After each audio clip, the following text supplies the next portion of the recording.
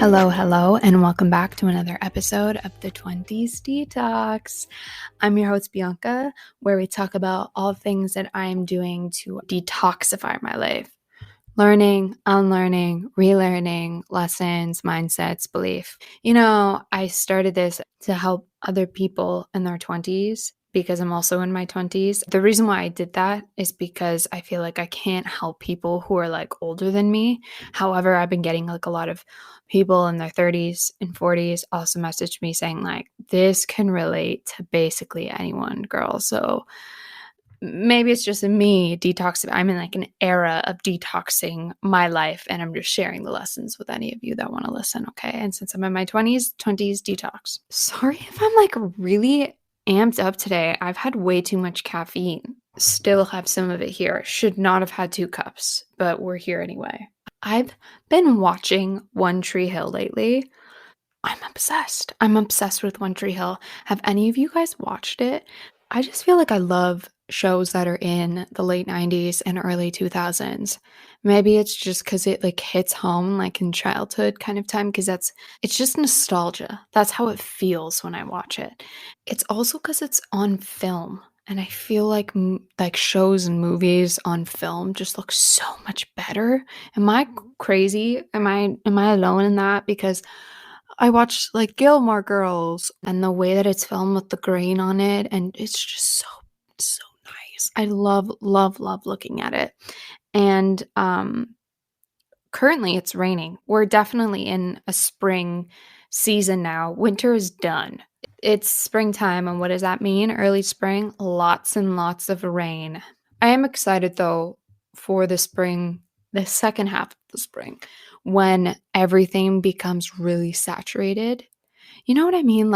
When you walk outside and everything is so green and there's the fresh flowers. And because of where I live in Ontario, you'll probably see a lot of trilliums. And those are so pretty. They're all over. They're in a field around, I would say, May time, early June. Yeah, so a lot of things to look forward to and a lot of things I'm enjoying right now.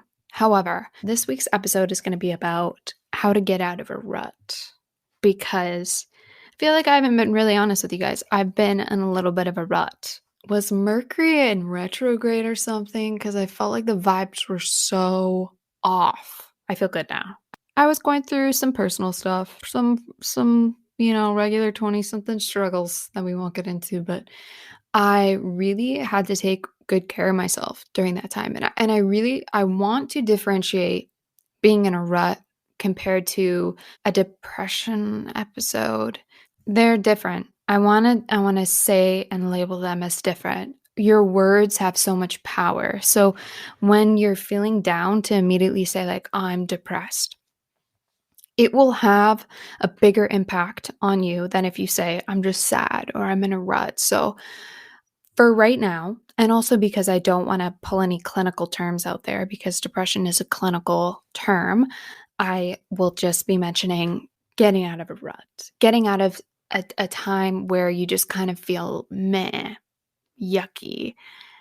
You're kind of just going through the motions of everyday life. Nothing is really bringing you joy. You're losing the joy and love and the little things. I want to share with you things that have helped me, and they're really simple and they're really easy to understand. I want to just bring on a little quote, and it is by Sam Levinson. He says, "Don't watch the clock. Do what it does. Keep going." I love that. Because sometimes when we are in times of attachment towards something that we either loved or didn't love, it's hard for us to let go because it's really shifting your inner state. But what's so important and what Sam Levinson here says is the clock is still going, time is still going. And you can either try and hold on to what used to happen and then just basically put your whole sense of perception and life on pause, or you can go with the clock, because by every second, every minute, every hour, there could be amazing new things coming your way. But the only way to actually see that and really appreciate that is to go with the clock and be in the present constantly, every second. But if you hold on to things, which sometimes can bring us into a yucky rut state, then we're losing sense of the present. We're losing sense of the joy around us and the people around us. So I don't know if I'm gonna like bring a quote in for each podcast episode. Let me know what you think about that. But I just felt like why not start one with a quote that really resonates with the whole embodiment of today's message? And it is to how to get out of a rut. Now, I want to first start and figure out what is it? What does it look like in your life when you get into a rut? For me, when I get into a rut, I don't want to say bored, but I'm very apathetic. I'm losing joy in the little things. I'm not overly sad and I'm not like really irritable, but I'm just like no longer feeling like my life is amazing. I'm just not happy with my life. That's how it feels like for me when I get into a rut. The reason why I want you to think about what does it look like when you get into a rut, because maybe that can be the same for you. Or it can be something else. It can be that you do get very irritable. Or it could be like you get sad right away. Or it could be like you found yourself detaching from some of the people, like you're going into hermit mode. Or you're the reverse and you find yourself needing a lot of people's attention right now because you're not able to fulfill it yourself. Whatever that may look for you, it's so important to catch it early because what can happen is if you're not too careful, it can continuously go down a downward spiral to feelings of depression. Like the worst possible emotion is shame. Shame is at the bottom. Nothing can be lower than shame. And sometimes, if you're starting to get out of touch with yourself and your surroundings, you can keep going down a level and down a level and down a level until you reach shame. But the earlier you catch it, the higher you are in vibration and the easier it is to bounce back. But the lower you are, the more you have to do and the more time that it's going to take for you to bounce back to with a higher level. Okay, it doesn't mean that it's impossible. It's just kind of assess how you feel and give or take how much time that you may need to come back to be yourself, to be your whole self. Talking about emotions and energy, I want you to be mindful of the music that you also consume. Okay, say that you're feeling unaligned, meaning that you are not in the higher vibration that you could be. And the highest vibration that you could be is enlightenment. The second highest is peace. Then it's joy. And then it's like love and happiness and all that stuff. Like it keeps going down. However, there is these different areas in the spectrum of emotional vibrations, whether or not it is contracted, meaning that you are limiting your sense of awareness, or you are expanding your sense of awareness. So, I mean, yes, enlightenment is the highest sense of expansion in your awareness, so meaning your highest vibration. But being lower at peace is not a negative thing. You're still in an expansive part of the spectrum. Since everything around you is energy, it's not like witchy stuff. It's like physics, man. It's physics. I learned this in like high school. Everything is energy.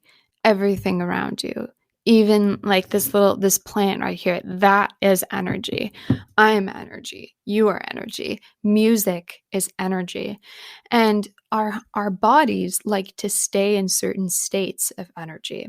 So have you ever found yourself when you start to get in a rut, you like to sit in it? Or like that term misery loves company because they like to sit in it. Maybe during that time you listen to sad music because you like to sit in it, or you like to watch sad movies because you like to sit in it. So you see what I mean? Like we make the situation worse. It's like we're addicted to the feeling of being sad sometimes. The reason why I'm saying music specifically is because music, it has the ability to change your state so quickly. If you are kind of feeling off and unaligned and you throw in a sad song, which may resonate at either the frequency you're already feeling, which is like sad, yucky, or worse, shame and guilt in it. And then that brings you down to a lower vibration. It has the ability to do that. And unless you are very grounded and you are in that expansive vibration level and you're feeling grounded and aligned and protected with yourself and you don't feel like your energy is kind of all over the place or your emotions are all over the place. Like for me, I'm a very empathetic, sensitive person. Okay. So I need to be mindful of whatever I consume energetically, whether I'm having conversations with people or when I'm listening in my music and all that, because it does have the ability to shift me into weird states. But if I focus on my meditation and my journaling and I ground myself every morning, then usually I'm able to have this protective barrier with myself to not absorb all this emotion, not absorb all of what this person is feeling. Not very empathetic and sensitive people will be like, I have no idea what you're talking about, Bianca. Like, what's happening?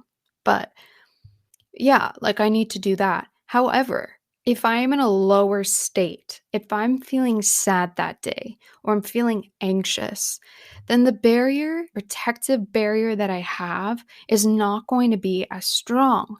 And I'm going to be able to let certain vibrations come in and affect me even further.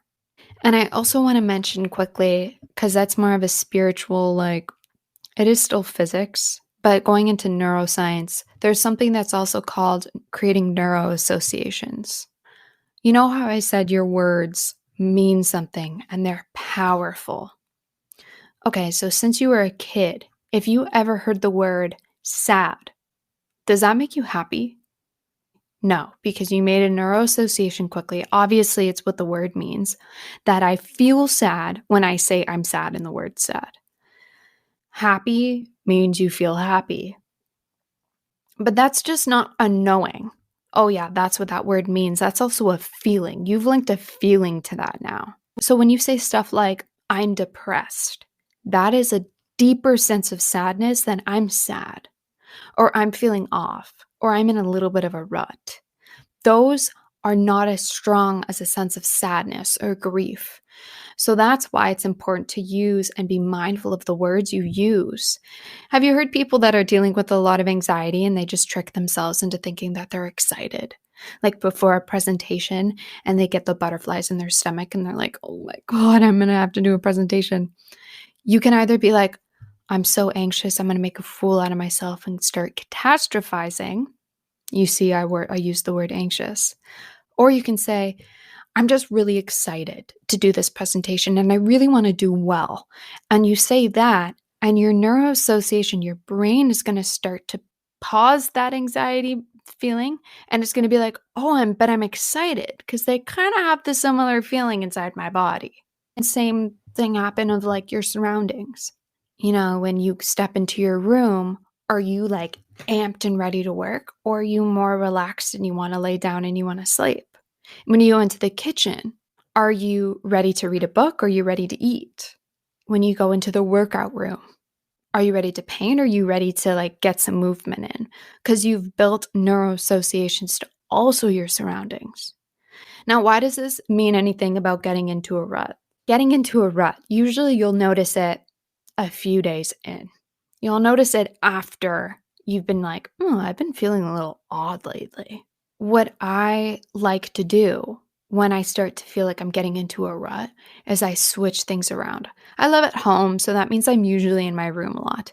And that means that I will sleep here, sometimes work here, I'll read here, maybe do a little yoga down there. So these neuro associations are not really distinct in my situation here. Now, if you live in a home where you have those sense of like dividing separate rooms and whatnot, then it won't be as difficult. But I want to ask you, where do you go the most when you feel like you're in a rut? Is it your room? Is it your living room? Is it your couch? So you can do two things now. You can, one, if possible, avoid going in that room for now. Go into a different room because we have to change our states. Remember, we like to sit in a state. Two, if you can, like me, I can't really avoid this room. And my bedroom is where I usually would go if I'm feeling like I'm in a rut. I will switch my room around. I'll change some things. I'll change the decorations. I'll change my plants around. I got so many plants in here. Sometimes this guy needs a little bit more light than where it was in before. But why have I changed it around? Because I'm going to trick my brain into thinking this is a new environment. So this will condition new emotions. I'm trying to help the people that don't know how to let go, who are the overanalyzers that sit in the rut and sit in the feelings and maybe stoop to old habits that really don't serve you. Of course, it's important to feel your emotions. And it's very, very natural to have a sense of lower vibration. But after you've done the reflection, after you've done the feeling, it's time to let go. It's time to move on. And if that's a part that you're really having a hard time with, those tips may help you with that. A little recap so far, because I know that this is a lot. The first thing I said, be mindful of the words you're using. Your words have power. Be mindful of the music that you consume. Because if you are at a lower vibration and you listen to music at that vibration or lower, it will keep you there. It will keep you at that yucky state. On the other hand, you can start listening to high vibrational music.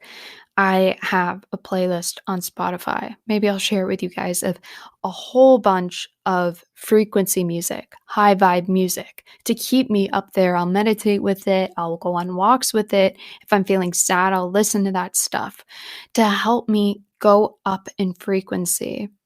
And 3, make sure that you are changing your state by changing your surroundings up.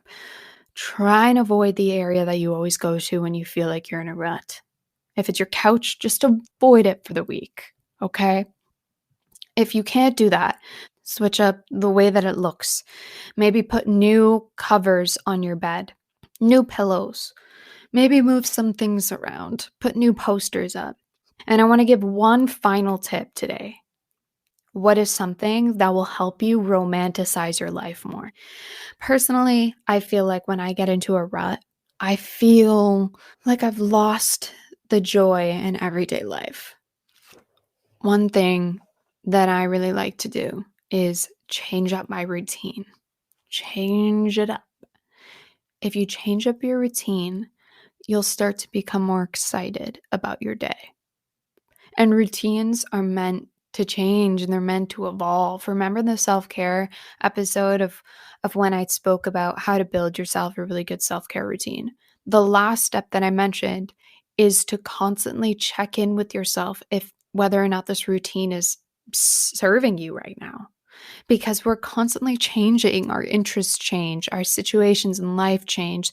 So what may align with us or what may serve us right now may not serve us in the future, might not have served us in the past. It doesn't mean that the habits are unhealthy, but it just means that right now they're not doing the same as what they used to. Like my meditation. I've been meditating for almost every day for over a year now. But the way that I meditate has changed many times. I'll kind of switch depending on how I'm feeling. Some days I need a guided meditation. I need a little bit of help. Some days I can meditate for 30 minutes. Some days I can meditate for 5. And other times I don't need any music. Sometimes I need high vibe music. Sometimes I do a breathing technique like the Wim Hof breathing technique. It changes. Now, if I forced myself to stick in the same routine, my morning routine of meditation, to do the same meditation every single day, I would probably stop doing it because I'm no longer getting the benefits of that meditation. In fact, I've lost this sense of what it means to meditate, to feel aligned, because I'm trying to put it in this box. And that's the same for your workout routines, your, nighttime routines, your self-care routine, your morning routine, whatever your routines are in life, your day-to-day, those may change because it's just not aligning with you in this moment. It's actually pulling you out of alignment because Coming back to the first quote that I spoke about, you don't look at the clock. Do what the clock does. It's constantly moving. It's constantly changing. It needs updating. Okay? Of what is going to keep us going.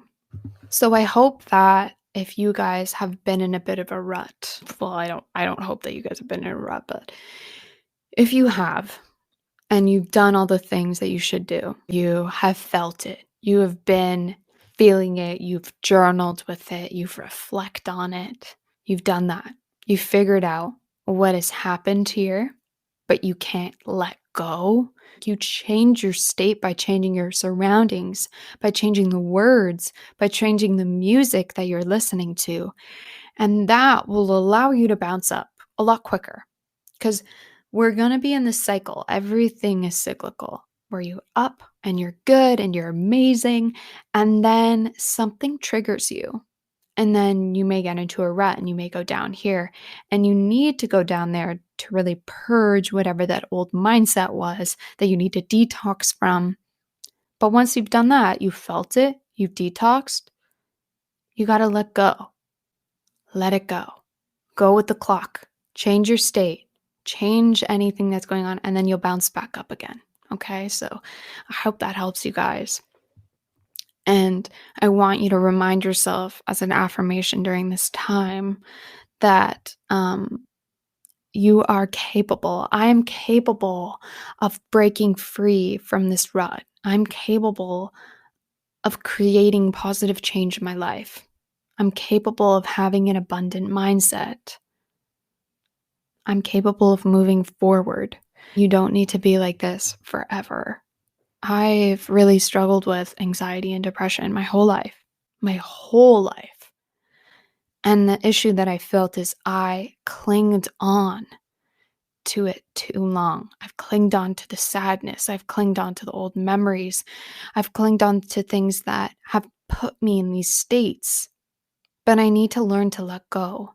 And if this can help me let go, then by all means, I'm going to change my state. I have removed so many old songs. It's kind of scary when I look at all the songs I used to listen to in high school and early university. Like, they were all sad, depressing songs, man. Like, no wonder I was depressed. Now I listen to classical music. I love it. But you know what? I've also been the happiest version of myself ever. But does it mean that I don't get into low states? Absolutely not. I was like in that 2 weeks ago. I'm human. But I'm getting up. I'm bouncing back. And that's what I want for you guys. I hope you guys have an amazing week. I'll see you guys next week. I have no idea what the episode is going to be about. Let me know if this episode helped you in any way or you learned something new. Yeah, I'll see you guys next week. Bye.